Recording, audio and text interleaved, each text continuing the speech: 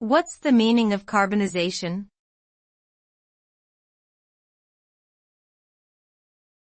Carbonization.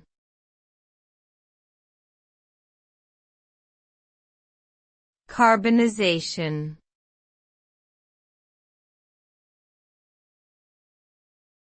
Carbonization.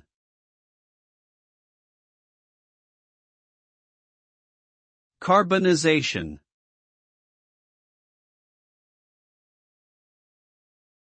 Carbonization is the process of converting organic material, such as wood or coal, into carbon by heating it to a high temperature in the absence of oxygen. The result of carbonization is a solid residue that is rich in carbon and low in volatile content. This residue is often used as a fuel source because of its high carbon content, which makes it an efficient source of energy.